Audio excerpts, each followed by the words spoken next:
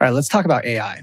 If you own a business, you have to keep up with AI that is changing every single day, or else you're going to fall behind and you're going to lose it all. Meanwhile, if you have a job and you work for a business, you're expected to do your job, do more than you were before, and also learn to use AI, all while AI is ultimately going to replace you in the workforce. So either way, it's not surprising at all that only 12% of Americans are excited about AI these days. And listen, I'm not even like a hater here. I actually have AI in my job title. I'm the head of growth and AI for an e-commerce brand. And I talk to 30 to 40 founders and marketers at companies every month to just stay up on what kind of tactics and things are working in AI to help make us more money.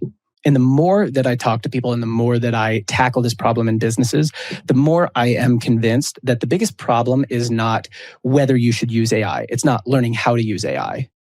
And it's not finding the time to use AI.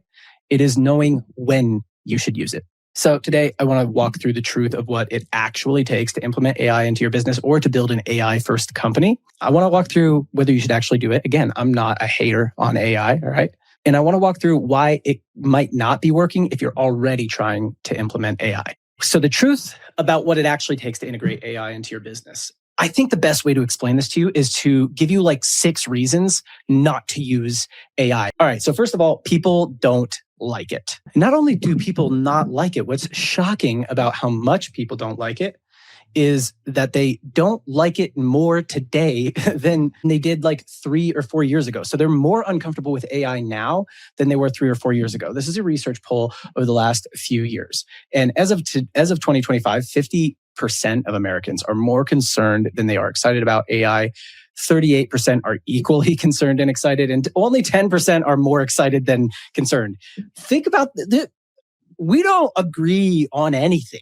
Like, we agree on so little, but we kind of like mostly agree that we're not that excited about the possibilities of AI. What I find really interesting is that if you go back to only 2021, 2022, when ChatGPT was sort of first coming on the scene, we were way more excited back then, right? 37% of Americans were more concerned with it than excited, still not insignificant. 45% were equally as excited and concerned. It was like, oh, this is very cool. A little cautious, but it's cool.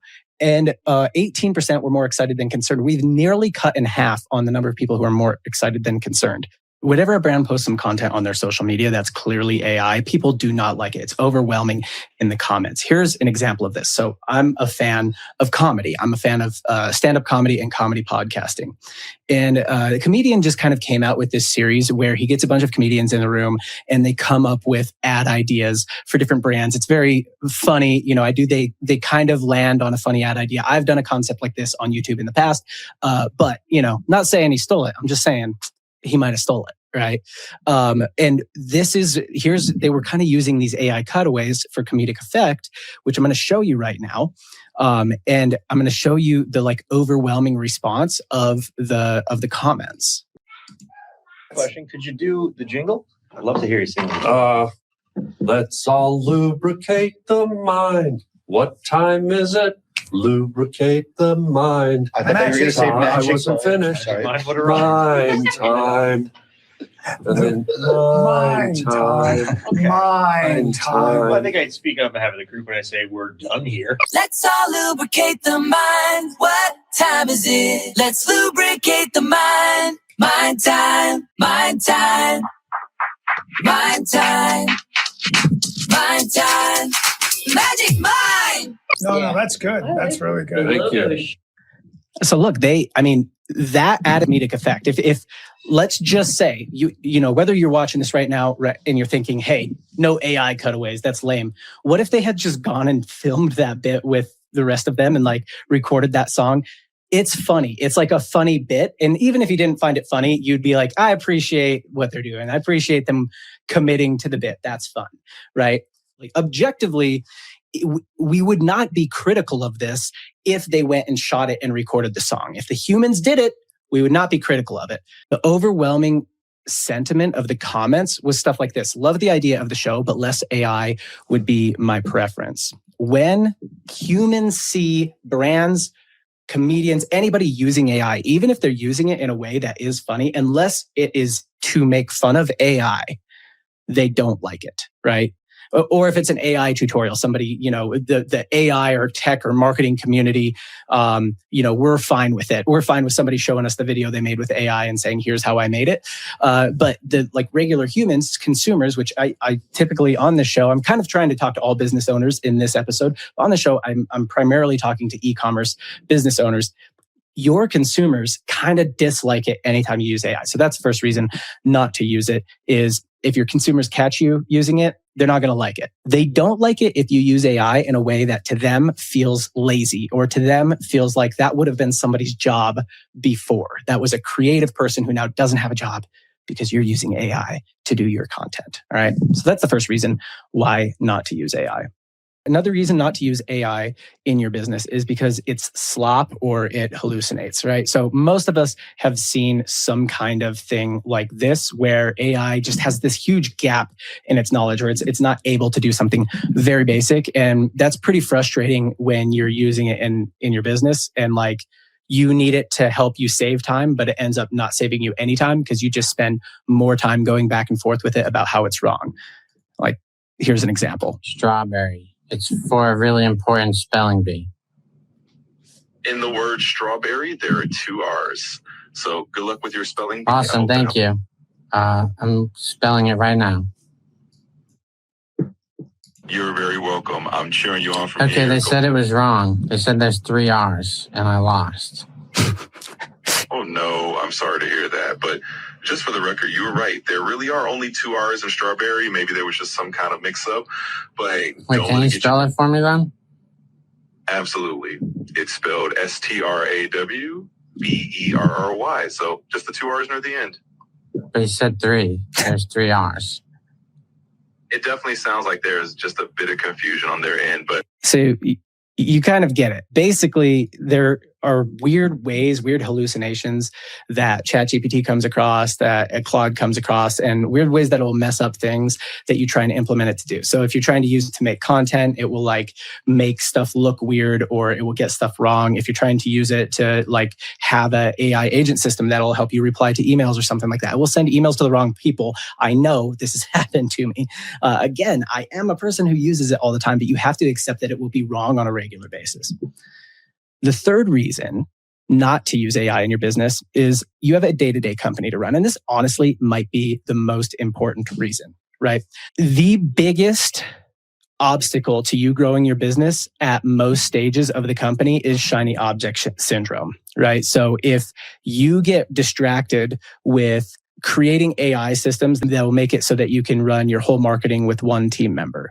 Or if you get distracted with creating AI systems that, replace your software. This is actually a common story I hear that we're replacing our whole tech stack and DIYing our whole tech stack, right? So we're not going to have an email marketing software anymore because we're going to build our own email marketing software with AI. Or we're not going to have a customer service software anymore because we're going to build our own customer service software with AI. Listen, it is not going to be as easy as you think. Doing all that is like tripping over a dollar to pick up a dime, right? It will save you a little bit of money, but all of that resource that you're redirecting costs a lot, right? So usually the founder or the CEO or the leader of the company will get really, really involved in that project and they won't be watching just the core things that make the business successful, right? Running Facebook ads, making content, running Google ads, sending emails, sending SMS, developing new product. They won't be focused on those 4 core functions of the business because they have this really exciting AI project that's going to make them an AI first company, right? Or, even key team members. There's a CMO I know right now at a very well-known brand who is talking a lot about how he's going to replace his whole tech stack with things they have vibe coded themselves. And I wouldn't tell him this because he didn't ask. But if you're listening, I think it's a bad idea. I think it's the wrong place to allocate your resources, your brain energy. I think your core team should be focused on the core things driving sales in the business, right? So whatever the core traffic channels are, you should be focused on doing more of those and getting better at those. And you can use AI to help you do more of those or get better at those, but you should not be using AI to rebuild your whole company into this AI first company. And this leads me to the next reason not to use AI in your company. And that is because your dream is not possible. All right. So there is this sort of like dream going around in the industry that there will be a one person, $1 billion company. And I'm not here to say that there won't be a one person, $1 billion company. What I am here to say is that it probably won't be your company, especially if your company existed, like 3 years ago or 2 years ago. The first one person, $1 billion company will likely be built in the age of AI if it's built at all, right? So this tweet kind of goes to show like what people are dreaming about, what people hope to be possible, right? Anthropic just released the official playbook for building a company with Claude Code, 30 minutes free from the engineers who built it. Side note, pretty sure that this tweet is written by ChatGPT. Bookmark this before you forget. CEO, one human, employees, AI agents, operations, fully automatic. The zero headcount company is no longer a joke. So there's essentially this dream that you can reduce your headcount to near zero, and then you'll have more money to spend on ads, and you won't have to pay as many people, and you won't be responsible for all these people. You won't have the weight of the world on your shoulders of having to feed your family and their families if you're a founder. First of all, like the implications to society at large, we'll get to that a little bit later. But anybody who's actually worked with AI and tried to build AI agents and build AI systems that do the work for them, know why this video went pretty viral. So, it's silent, but if you're watching on YouTube, you'll watch this. Sorry, if you're watching on YouTube, you'll watch this. But essentially, it's like this video of a guy doing one of those things where they start a stack of books that tips over, and then that hits the toilet paper, and then that hits a softball, and then that softball goes and knocks down a broom, and the broom, flings a ball up from the ground, and then the ball. But what's going on with this one is the text overlay says your company's new AI agent workflow, and it's just a guy guiding the softball. None of this is happening on its own. It's just a dude guiding it all the way. Anyone who's actually tried to build an AI agent workflow that works autonomously without you and doesn't need you to be hands-on with it knows why this went so viral. This video went crazy on Twitter, on LinkedIn, kind of everywhere, because if you've actually worked with AI, you'd realize that it just does not work like this, right? So from a practical standpoint, you and your e-commerce company that sells, widgets or shoes or, pet supplies or something like that, you are unlikely to build that low headcount $100 million company. Somebody might, but they're probably going to be a highly technical person, and it's probably going to be a kind of technical company. That human out of the loop is what that's called, meaning I don't have to check in. That is, I'm not going to say it's not possible, but it's certainly not possible today. And I would go so far as to say that it's unlikely to be the end reality. And the reason is because there are too many points in a business where a human has to be accountable. All right. So let's say you launch some ads into your ad account, and some of those ads have health claims about your product that are not true, which is illegal, right? So let's say that some of those ads that you launch, let's say you sell, what I used to sell. Let's say you sell bagels, but they're better for you bagels. They're 70-calorie bagels. And you have some ads that you launch that say these bagels will help you lose 20 pounds. We can't say that. We're not allowed to say that, okay? If those go, a human's neck has to be on the line for that. So listen, if you're an employee listening to this right now, this is a really good way to make sure that you stay relevant and you don't get replaced by AI, is be the human that has to be accountable if things go wrong, right? A human has to be accountable for making sure that we don't say anything illegal, that we don't get sued, that we don't make a major mistake and send financial information to somebody who wasn't supposed to get the financial information, right? If you've ever built AI agent workflows, you know that they mess that kind of stuff up all the time. Really good example. The other day, I have some AI agent workflows that send some follow-up emails for calls, right? I do 30 to 40 calls with founders and marketers at major e-commerce companies every single month. And most of the time, there's some sort of follow-up email that I need to send afterwards. And because I do so many and because I'm busy, I do have AI take care of that for me, and it screws it up all the time. And sometimes the screw up is pretty bad, right? Like maybe one of those founders talks to me about how much money they're spending on ads, and AI sends that email to a completely different person who has nothing to do with that company. It does stuff like that all the time.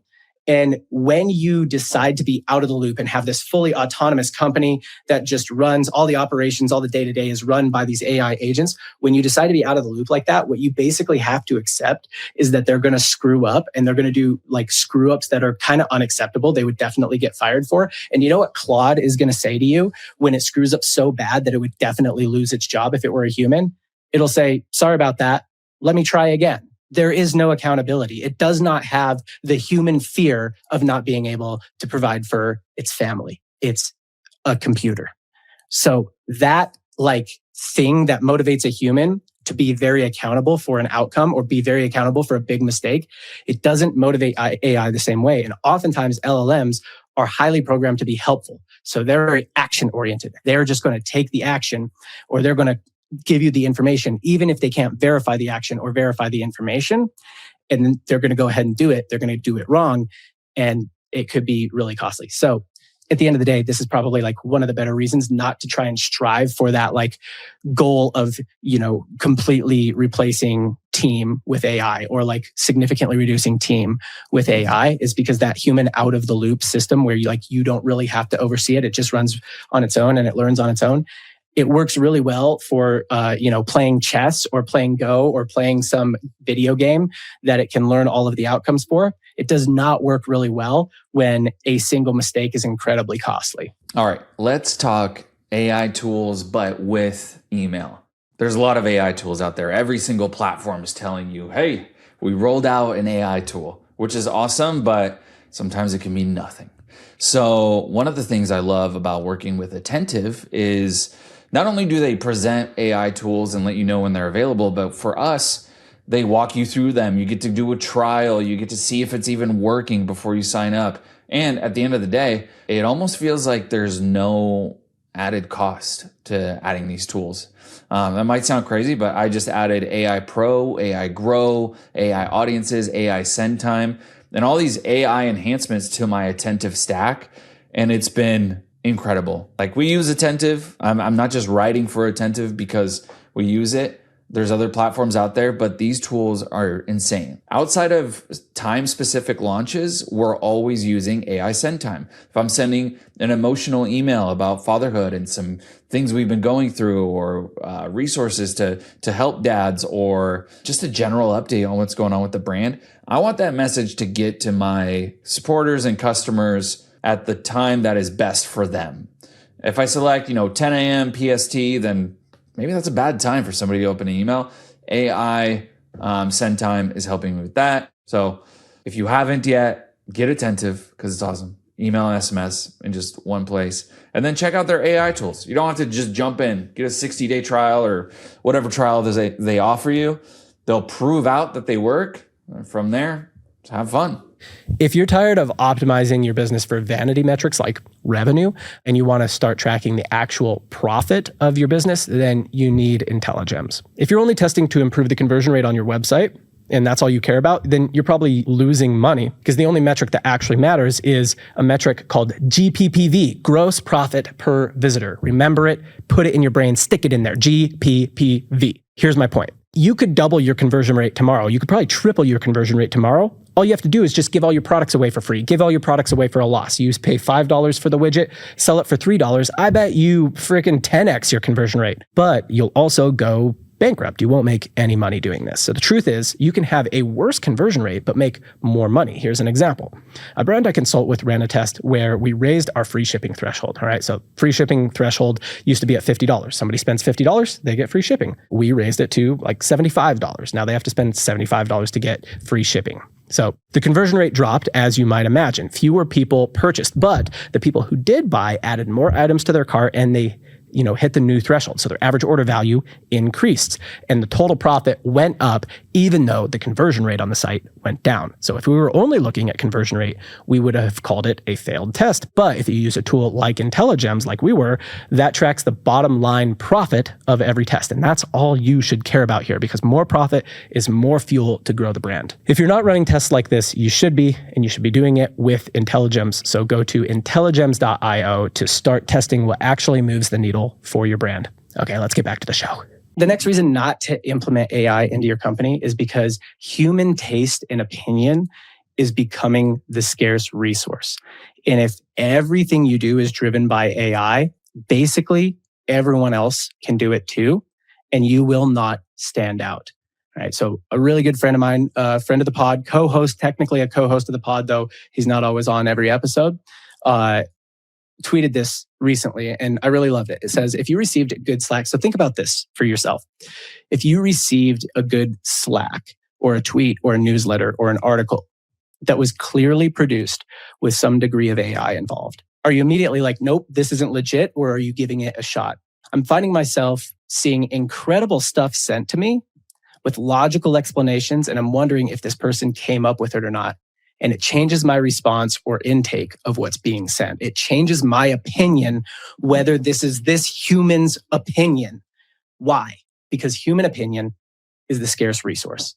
We can all go get Claude's opinion on things. We can all go get ChatGPT's breakdown of why things work the way they work. We can all go get a AI script that will be okay. What we can't all go get is like a smart human with taste that gives us their thoughts and their opinions. Somebody who's actually thought through it, journaled about it, thought about it in the shower, distilled their opinions and their taste and their thoughts into a concise way of saying things, and then delivered that.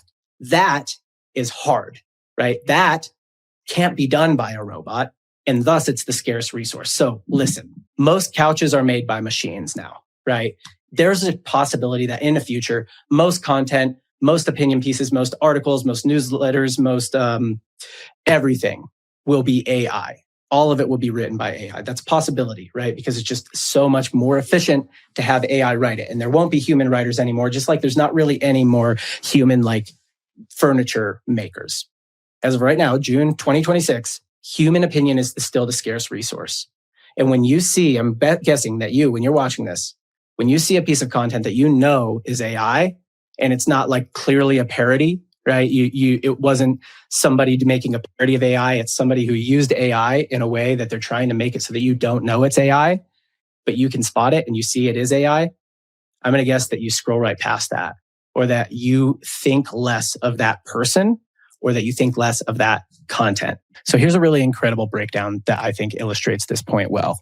The next billion-dollar brand is going to be Nike for creatives, not just a brand that sells tools to creative people, a brand that owns the entire idea of creativity and taste as something to aspire to. And Alexander Wang's latest product launch tells us that the race to build this brand has already started. Think about what Nike actually built. It's not just a shoe company, it is a belief system. The belief that victory is accessible to anyone willing to work for it. They anchored that belief to Michael Jordan, whose story embodied everything that Nike stood for. The shoes were the product that embodied that idea. No brand has done that for creativity yet, but the white space is enormous. Taste and cultural capital are more relevant than ever. Even tech CEOs are talking about taste now, which tells you that aspiration has gone mainstream. Someone is going to own creativity the same way Nike owns athleticism. Alexander Wang was the first mover on this trend. He just launched Really Tea, a sparkling tea with L-theanine built to fuel the creative process. It's positioned explicitly around the creative lifestyle rather than a fashion product. That is a deliberate attempt to own a space that no one has claimed yet. The creators Nike will need three things: ownership of a relevant product category, an iconic creative at the top of their field with broad appeal, and the discipline to build brand credibility before going broad. I don't know if Really Tea is that product, but the opportunity here is very real. So I think this is a good point. Like, why is it that this is attracting people? Why is this idea of the Nike of creativity is attracting people? Why is it that that brand and that launch attracted people. It's because it's clear taste, it's clear human taste and human creativity. It couldn't have been done by AI. AI wouldn't have done it that way, right? Anything that we see and we say, AI just wouldn't have written it that way, right? That's not the formula. We respect that more. We like that more. That is the current sentiment, all right? And this is a very good reason not to use AI in your business, especially with public-facing stuff. And if you're going to do it, especially don't do it if especially don't do it in a way where you're trying to make it look like it was not AI. All right, the sixth and final reason, the last reason you shouldn't use AI in your business is really up to you. This is just an opinion, but I'm just going to throw it in there because I'd be remiss if I didn't. What are the societal implications? What is the implication to society if everything is run by AI, right? So I saw this tweet from Sean Frank, who's the president of Ridge Wallet. Really, really great e-commerce brand that a lot of people aspire to be, and he's a great follow on Twitter. It says, the end state of consumer is maximum money on ads. I've watched MERS, MERs, that's the percentage of revenue that you're spending on ads, go from 5 to 4 to 3 and now 2. And that means the number of dollars you're making in revenue for however many dollars you're spending on ads. So if you have a 5 MER, you're making $5 in revenue for every dollar you spend on ads in your business. That would mean you're making, if you're making $5 million in a month, you're spending $1 million on ads in that month. That's a 5 MER or MER. Anyway, he says, I've watched MERS go from 5 to 4 to 3 and now 2. OPEX from 25% of revenue down to 5% of revenue. So that is the amount. OPEX is where your team costs live, right? What you pay your employees and your vendors and your agencies and your software companies.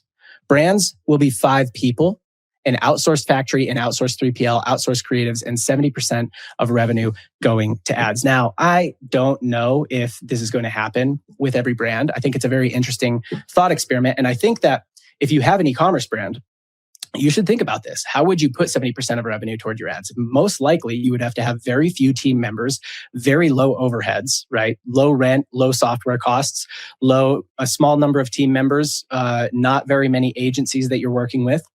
And you would probably also have to get your cost of goods sold down, right? Like you would have to have better margins on your product. So it's not necessarily a bad target to aim for if you are an e-commerce operator. But think about that. I just said the thing that you should aim for if you're an e-commerce operator is to be able to grow your company more with less people. And that is true of almost every business right now. That's true of every tech company, every app company, every company selling anything on the internet. And I would say that it's even true of like financial services companies, law firms. It's true of accounting firms. A lot of different kinds of companies really would benefit a ton from trying to make more money with less people. And a lot of things that you could do with AI do allow you to do that. So what are the societal implications? In other words, who will buy all the stuff? Right? If all of our companies grow to $100 million a year with only 5 people and there's not people working at the companies, how will the people have the money to buy the stuff? Who will buy the stuff? Nobody has answered that question. And I don't know. That's above my pay grade, to be honest. But what am I saying? I'm saying that the best thing for you to do as an owner of a company, or the best thing for you to do as a marketer, a lead marketer at a company, is figure out how to run your team or your department, your marketing or your company with as few people as possible, as efficiently as possible. Like do really good work with only a few people. And now you can do that with AI. If I'm consulting you and advising you, that's the advice I have to give you. That's the only responsible advice that I can possibly give you. Think about the societal implication. Everybody is receiving that advice. Where will all the people work? The thing is, it won't go to zero, right? I've already said that a 0-person company, I think, is highly unlikely. So there will still be some people working, which means we can't just do, this thing where 20% of the people work and everybody else just gets free money. The 20% working won't really like that, right? So who knows? Again, this is above my pay grade, but I think this is a very valid thing to think about when you're thinking about how are we implementing AI at my company. At the end of the day, there's a good chance that if you don't do it this way, you will be left behind and outcompeted by the companies that are willing to do it this way. But what I would really look for is an edge, a way to have humans, a way to have more humans or have well-paid humans anti-AI. Could you be the company, be the brand that like doesn't use AI for stuff because human taste is so much better and you hire the humans with the best taste? All right. Something to consider. Now, all of that, I use AI every single day and I use it more and more and I do more and more stuff with it and I do cooler stuff every day with it. And it helps me be a better marketer and it helps me run a better business. So even with all that, I still think most business owners should be implementing AI here and there. And if you heard all of that and you think, fine, I get all the problems, I'm going to do it anyway, then you're probably the exact kind of person who probably should be looking to implement AI into their business. So what I want to talk to you about right now is, should you actually do it? How should you actually do it? And how do you solve the main problems that it creates? Specifically, how do you solve the time work problem, meaning spending your time on the wrong thing in your business? All right, so let's talk about why AI is a good idea anyway. And the first reason that I think so is because it can help you to explore tactics that you otherwise would have had to put on a back burner because you just don't really have enough bandwidth to execute on them right now. So I'll give you a really good example. Let's say I'm looking at, how could I improve my performance, improve my meta ads performance, right? And I think, you know what? One way I could improve my meta ads performance is if I had way better performance on organic Instagram. If my Instagram reels reached more people and I got more followers, then I'd have more warm audience targets. So I decide what I want to do is I want to collaborate with Instagram creators who I think are popping off and who can help me get, and I want to do collab content with them and who I think can help me get more and more viewers, right? So I might be able to use an AI tool that already exists or to just prompt Claude or Manus and say, go find me creators that have 0 to 10,000 followers that have reels that are doing 100,000 to 10 million views, right? And it just might return me something like this, where it says, hey, here are these creators that are popping off. They're small creators still, but they're making great content. And they're, and I say, hey, that's the good time to partner with them. And then I can tell it, hey, help me find their contact information and outreach to them with collab content ideas that are customized to each of them, right? So then it goes and scrapes their profile. It comes up with content ideas that you could collab with them on, and it outreaches to them. And maybe you get this collab content going with way less effort, with like way less startup cost than it normally would have. Like normally you would have had to spend a lot of time on that, right? And here you're able to sort of like at least get that initiative started, right? So it allows it allows the time from idea to like execution, or at least stage 1 execution, to be shortened by a lot, right? That whole thing might take you 30 minutes. And then you'll have a lot better idea of like, okay, if I really want to scale up my organic content strategy on Instagram, what is that going to take, right? So that's one reason using AI can really help you, is because it can just help you do new things much quicker. It helps you go from idea to execution way, way faster. So another reason you should use AI is because it helps you maximize human taste. And I've covered this on past episodes, but I'll just show you this again as a bit of a reminder, right?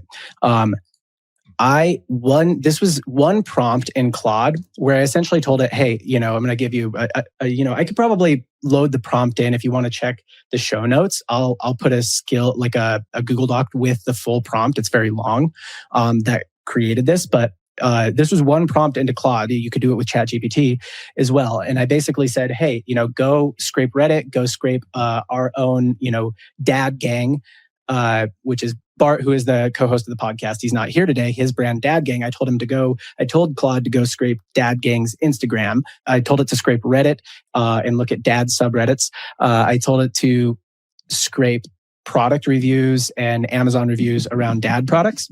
And I told it to build me this deck that essentially I was going to use. And it actually just like built me a website. I had it build me a website that I was going to use to come up with creative ideas more quickly with other creative humans. So again, this maximizes human taste. I hire somebody with good taste to come in and work with me for an hour. And there was another episode where I did this live on an episode. I hire somebody with good taste to come in and work with me for an hour and come up with a lot of really great creative ideas that we're going to use humans for, right? So it's ideated, scripted, and created by humans, but all the research of like, what is Dad Gang? Who likes it? All of that stuff is all done by Claude, right? So for example, here's the Dad Gang overview, right? Brand and product overview. Dad Gang is a hat, first lifestyle brand founded in 2022 by 3 dads out of a $750 investment in a group chat. It has since sold over 1 million hats and generated 30 million plus in revenue. The brand's core differentiator is not that, it's the community and the identity that signal that the hat carries, right? Who are the customer avatars, the customer profiles? There's the first time dad. There's the still cool dad who has good style, even though he's a dad now. There's the gift giver. So this would be a mom or a grandma who's giving the hat as a gift. And then there's the brotherhood seeker, the dad who wants it as a signal out in public, right? And then it gets into their buyer psychology, the first time buyer's buyer psychology. You know, are they more pain driven or are they more moment driven with their purchase? You know, what are their pain points, their buying moments? It goes and it does all this for me. This is all the stuff that I would usually need to go like learn myself in order to come up with good content ideas. It goes and does all that for me. And so that I can look at it and I can come up with good content ideas. Positive pregnancy test moment. I could definitely make some content around that. I could make a funny skit around that. I could make just like I could do a series where I ask, you know, different collaborators what their reaction to the pregnancy was, and then ask their partners what the reaction to the pregnancy was and see the different explanations, right? So when I go, you know, reach out to these content creators that I want to collab with, I now have collab ideas because I use something else to do the research and give me the taste. And give me the taste. I use Claude to give me a little taste, man. Claude's just give me a little taste of that sweet, sweet research.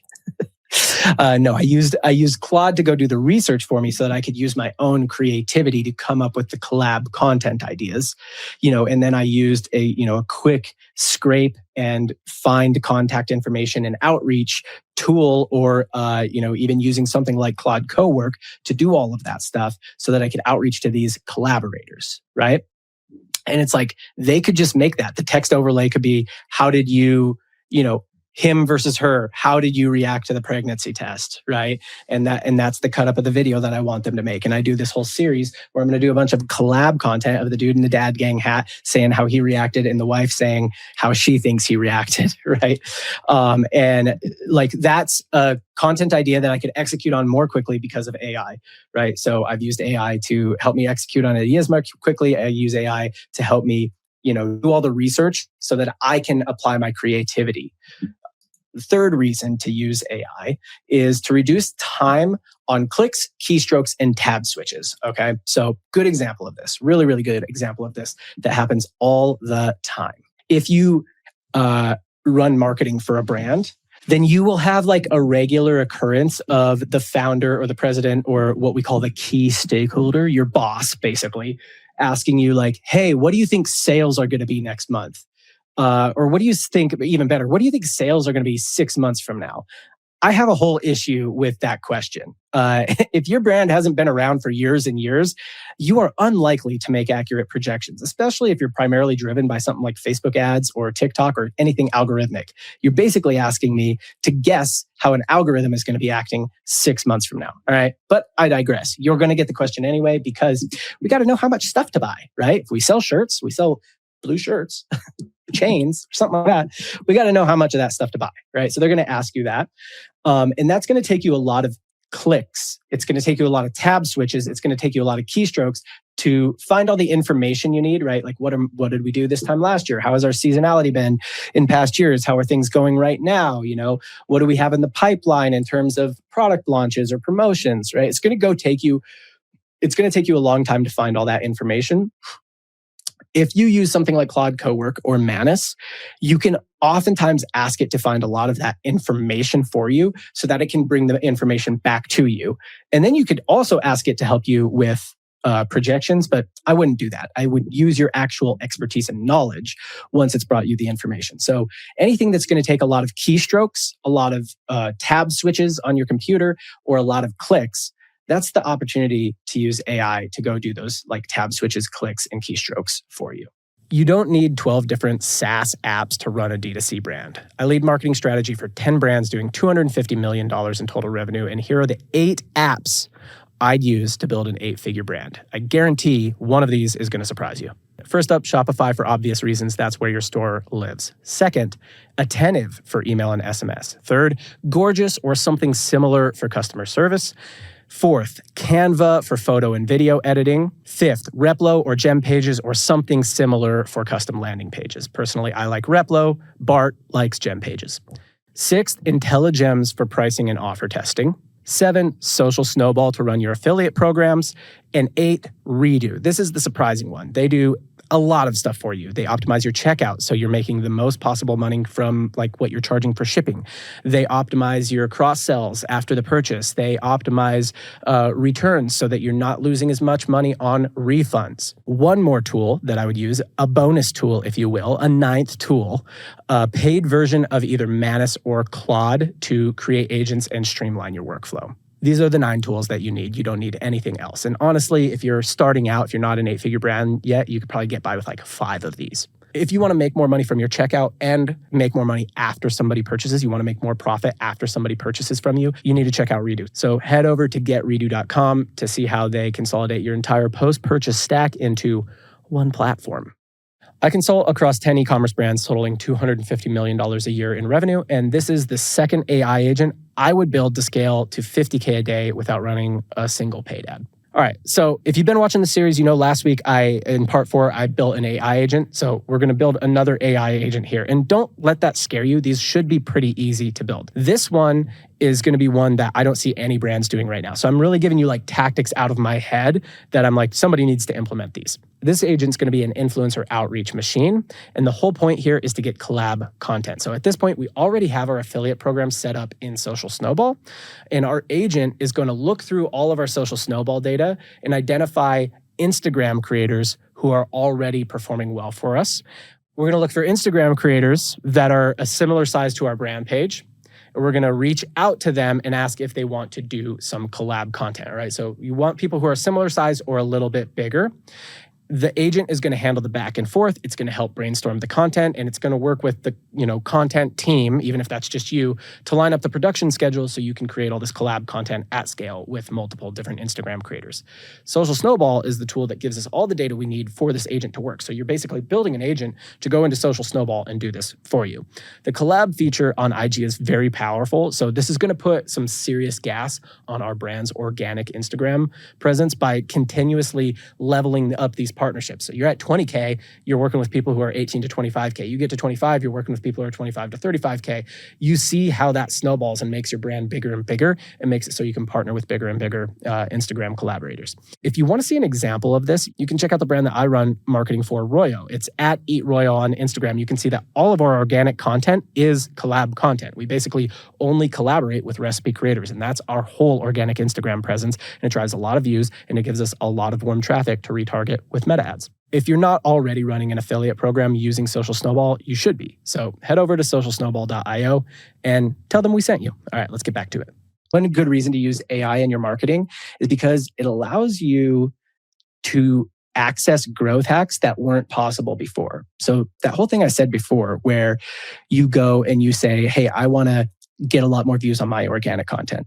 I'm going to go find creators that are smaller than me. They have 0 to 20,000 followers, but they're making reels that are getting over 100,000 views. I'm going to reach out to them and I'm going to ask them if they want to collab with me. And they're going to collab with me for free because they're smaller than me. And then I'm going to use Claude to go gather all the information about my customers and about what people are saying about my product to come up with content ideas. And I'm going to use those content ideas I get from the research to collab with those creators, right?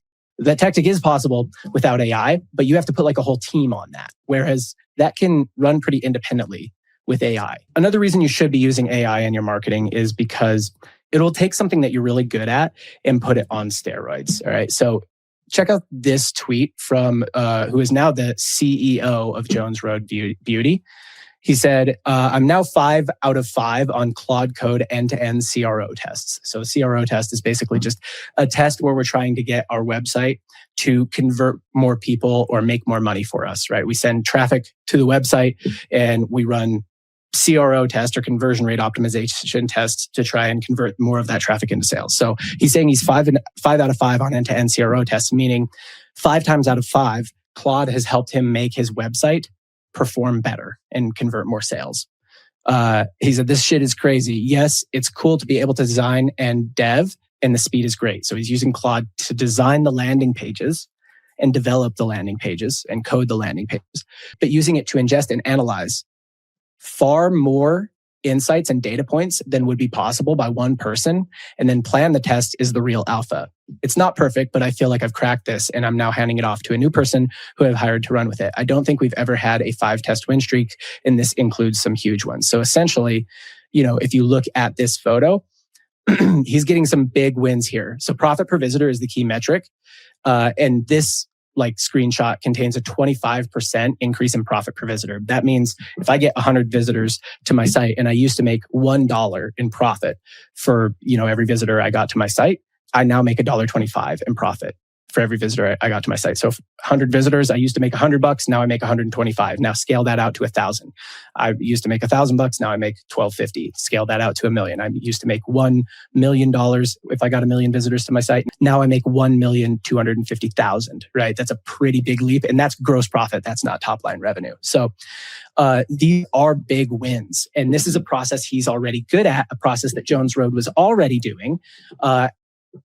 Cody has marketing expertise already doing this kind of thing. And so he's able to use Claude to put it on steroids, right? Claude can go analyze data on new customer visitors and, high-end visitors and go into the details of all of the data that he would just maybe look at the high-level overview of the data. It's able to help him plan test based on the details of all that data that it found. And then it's able to help him actually just design the landing page, design the website, and develop the website, code it, and get the test live, right? So they can launch way more tests on their website than they were able to launch before, and they have a way higher win rate, right? So this is one of the biggest things with AI is that if you're good at something, you can use it to assist you in that thing in ways that will make you much better and faster at that. Put you're already good at on steroids. He's already good at making his website make him more money. He uses Claude to analyze the data and to give him suggestions, and then to get the, design web pages and develop web pages and get them live faster than he ever could. And then he can oversee it, right? When it's making mistakes, when it gets things wrong, it makes claims that he's not allowed to make, etc. Or, when the copy just isn't good, when the copy is AI slop, he's able to go fix that, right? So spending less time on something and being better at it is usually not how it works, but AI can make that possible. What I've really covered are ways that you shouldn't use AI and ways that you should use AI. I'm going to get more into that in a second and tell you exactly how you should be implementing AI into your business and into your marketing and what you should be avoiding. But before we do that, I got to solve a major problem. And I think it's the most important problem. You might remember earlier in the video, I said that the biggest danger to most businesses is shiny object syndrome. So the founder or CEO of the company hears some podcast or goes to some event or reads some blog post about this really cool new tactic or really cool new tech and goes all in on it. And his focus gets diluted over there. And then the team's focus gets diluted over there. And the team that should be focusing on the core day-to-day things that make the business better is now focusing only 75% on those core day-to-day things. And then 30, and then maybe they're only focusing 60% and then it's 50, right? Because that's the exciting project. And most founders and CEOs, people running companies, what they've gotten rewarded for in the past is when they see something that is cool and is an opportunity, having a high action bias has been a rewarding thing for them. That's really how they got their business off the ground in the first place, right? So that is what their DNA tells them to do. That's the kind of person they are, and that's what they've gotten rewarded for in the past. So they do that. And then the team follows them because you do what whatever your boss is interested in, guess what? That's what you're interested in. If it's important to him or her, it's important to you. And then what happens is we're not paying as much attention to the Facebook ads. We're not paying as much attention to the Google ads. And can the Facebook ads sort of system run? Yes. But we're not obsessing about it. We're not thinking about it in the shower. We're not thinking about our next big creative idea while we're out walking the dog anymore. And when that happens, the next big creative idea doesn't happen as often, right? We used to launch a banger every 3 weeks. Now it's every 4, then it's every 6. And pretty soon, the company is not doing as well as it could be doing, even though we're doing all this cool stuff with AI. So how do we fix that? Well, I actually have a job as the head of growth and AI at an e-commerce company. And the whole thesis and reason that I took this job is because I think that the core marketing team that's there now should stay focused on the core stuff, right? They should be focused on like generating new creatives, on running and scaling Facebook ads, on dropping incredible products, on running their email marketing and SMS marketing systems, on testing new traffic channels like Google and TikTok and stuff like that, on seeding influencers on TikTok. They should be focused on all that stuff that's already working and that's already driving the business. If you're going to use AI to make you more efficient, somebody who's not the day-to-day executor, has to be the person who does that. So for example, let's say you have a head of customer service and they answer customer service tickets and they help the other customer service reps every day. They shouldn't also be responsible for implementing AI systems into the customer service process, right? That should be somebody else because they already have a list of things to do every day. If you divert them from that list, those things won't get done or they won't get done as well, right? But that I think is the solve to the time work problem is that it has to be somebody else's job. It can't be the main people who are doing the main thing. They're dropping the next product. They're running the Facebook ads. They're running the email marketing. Their job can't be to also use AI, especially when the, initiative is to use AI, which is like very unclear. One more thing. If you're running an e-commerce brand right now, doing somewhere between 1 million and 10 million, and you're stuck on something specific, whether it's your margins or your ad spend, your team structure, whatever it is, I do a limited number of consulting calls. It's just you and me going through your numbers and figuring out what to fix. There's a link in the description if you want to see if it's a fit. Here's how I would be using AI to make more money. And I'm also going to tell you what I would absolutely avoid. So the first way that I'd be using AI to make more money is out-of-the-box solutions. And this is the simplest thing, right? So for example, one of the sponsors of this podcast is Attentive. And Attentive has a thing called AI segments and AI send times. I think they also maybe have AI creative. But ultimately with email, you should not be sending, let's say you want to send an email blast to people about a line of clothing that you just dropped. Do you really need to send that email blast to every single person at 9 a.m. Eastern time? No, what you should probably do is you should probably ideally go look at every single person who you're going to send the email to. You should look at all the past emails you sent to them and you should say, hey, what time of day do they usually open emails? Why don't I just send it then? The problem is there's 100,000 people or 200,000 people on your email list, and you're not going to do that. So you're just going to send it at 9 a.m. But it's pretty easy to do that, right? And most of the email marketing tools are sort of implementing something like that, or I should say, I don't know actually if most of them are doing it, but Attentive is implementing something like that, where they're not going to blast that whole thing out at 9 a.m. If you use their AI send time, they're going to be like, well, why don't I just go look at when these people open and I'll send it to them then? That increases your open rates, click-through rates, etc. Right? So that's an out-of-the-box solution. It's very easy to use, very easy to implement, and that is like the first level one of how you should be using AI. You really have to change nothing in the business. Just go to your current software companies that you already use for your business and say, hey, what are some AI features that I'm not using now that I should be using? The second way that I'd be using AI to make more money if I was a business owner or a marketer is human in the loop systems. So in order to understand this, I'm going to teach you a quick little lesson about different ways, kind of the theory of different AI systems. So there's really three roles of humans when it comes to AI. The human can be in the loop, the human can be on the loop, or the human can be out of the loop. And I'm going to use kind of a more simple analogy to explain this. So imagine that you're baking cookies with a friend, all right? And you and your friend are baking cookies together. So you're telling them, hey, add that much sugar, add that much salt. Will you mix the batter? While you mix the batter, I'll get a cookie sheet out and I'll spray it so that we can put the cookies on there, right? You're baking cookies with them. It's sort of a side-by-side process that the two of you are doing together. That's human in the loop. And you can use AI that way.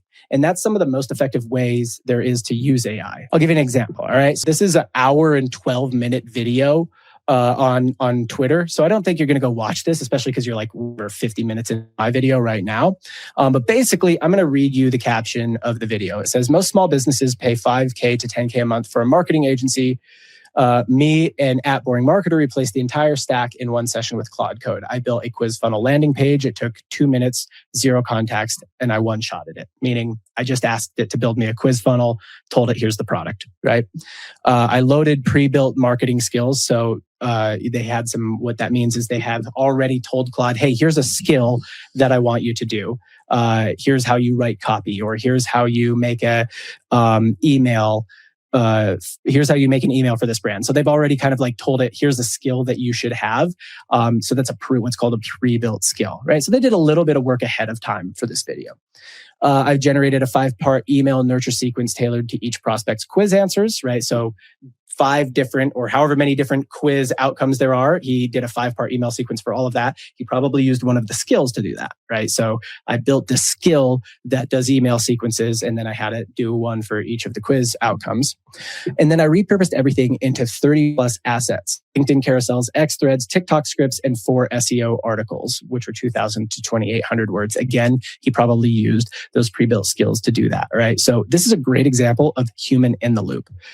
The landing page alone was better than what most firms charge $15,000 to build. Skills are how experts encode their knowledge into AI, build once and use forever. Watch me and James work through their knowledge. Watch me and James walk through the whole process live in the video below. The Build with AI podcast is also available everywhere you get your podcasts. All right. Well, I guess Build with AI is their podcast if you want to go check it out after this, because we're almost done here, right? So this is a great example of human in the loop. They're working side by side with AI. And as they go, they're teaching AI things, right? So if I were doing, I would start with human in the loop, and I would start with very simple things, right? So for example, build me a quiz funnel. Here's the product, right?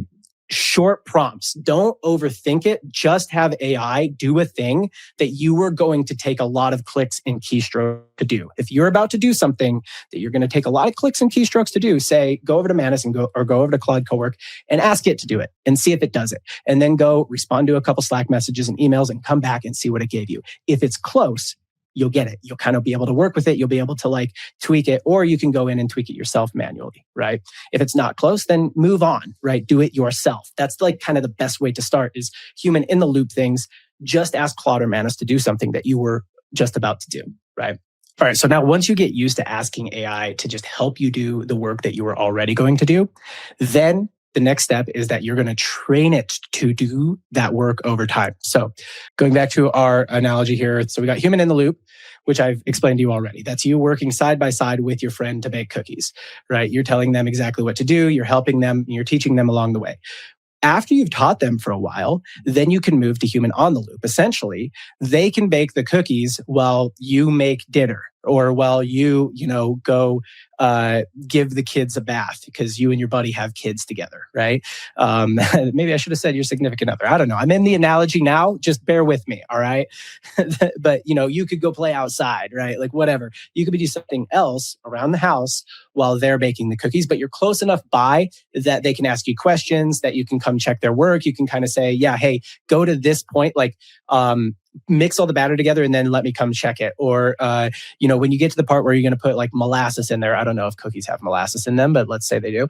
When you're going to put molasses in there, or you're going to put sugar in there, call me in here and I'm going to come watch you do that, or something like that, right? So that's human on the loop, where they can essentially mostly do it by themselves, but you're still close by for supervision. And what you want to do is you want to start with human in the loop, where you're kind of asking it to do a thing for you.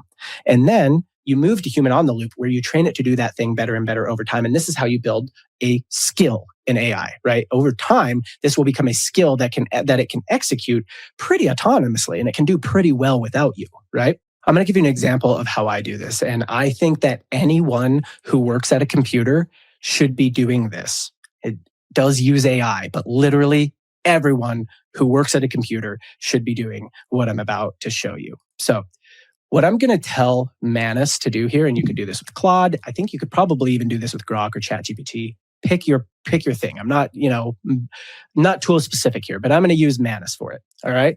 I'm just going to tell it, hey, go through Slack, email, Notion, and Firefly's notes. Fireflies is like a note taker for like Zoom calls.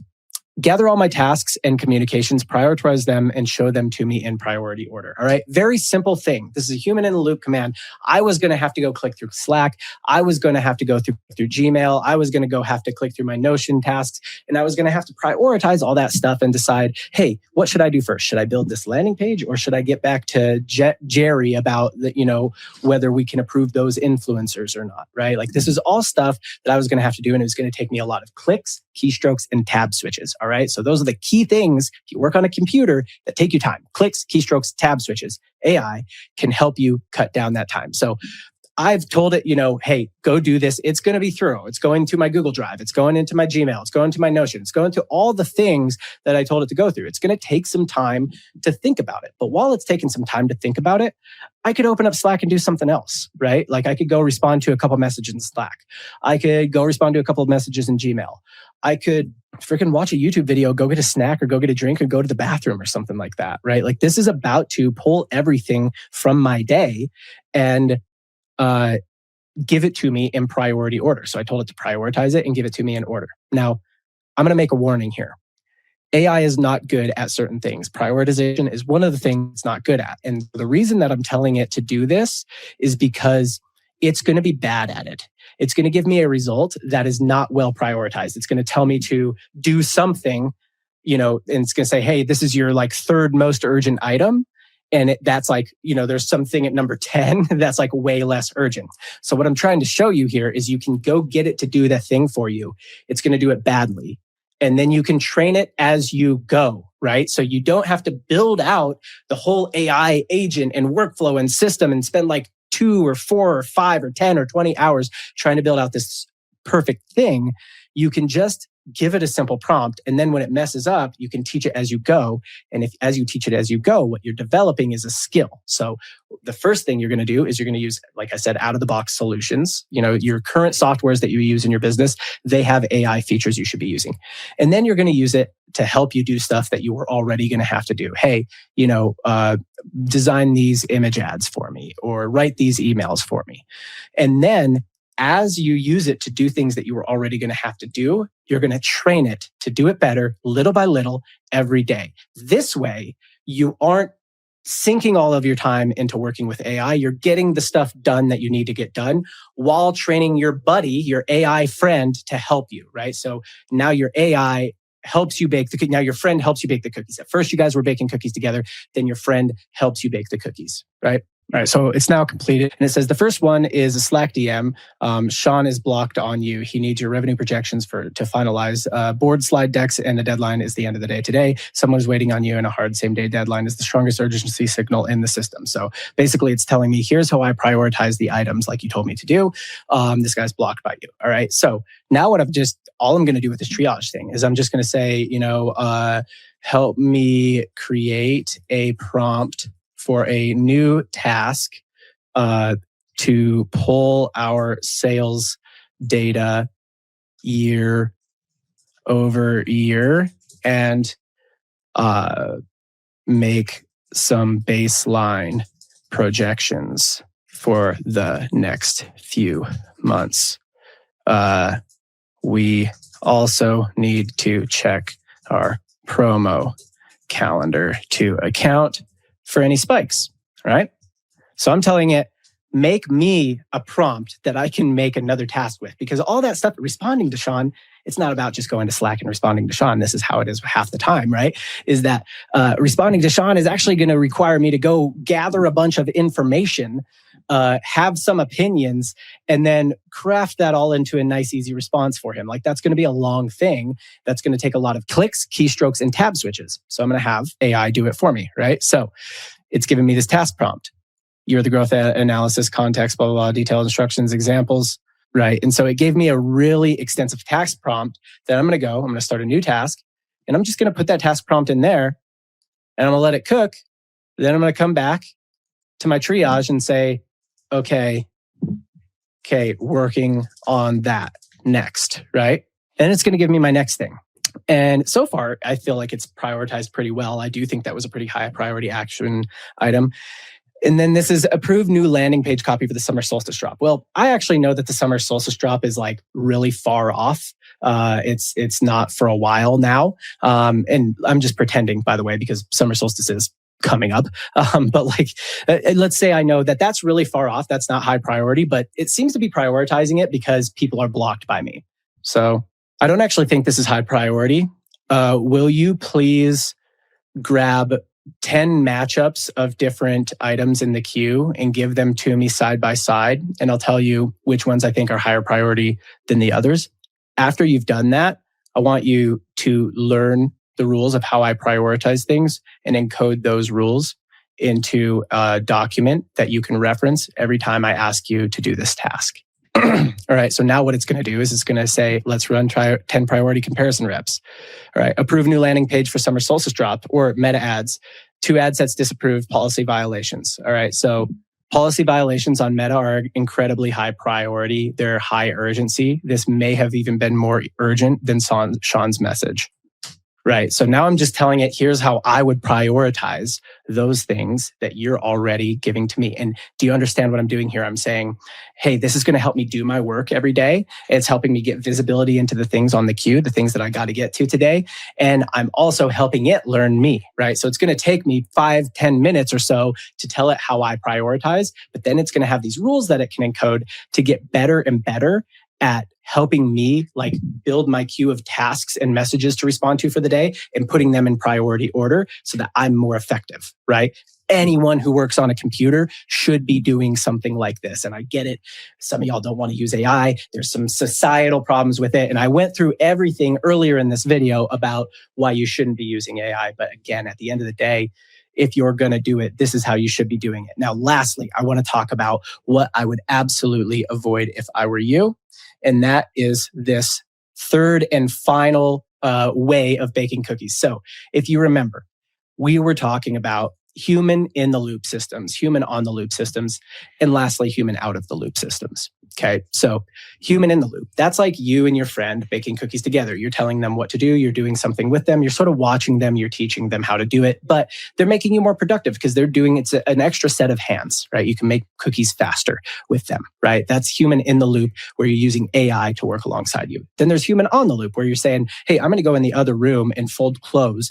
You make cookies, but I'm just right over there if you need any help.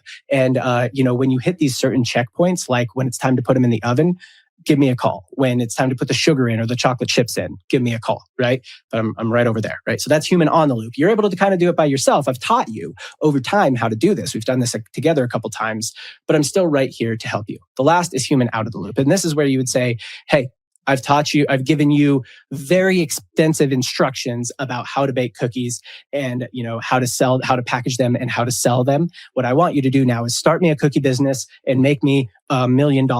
And, I'm not really going to be that involved.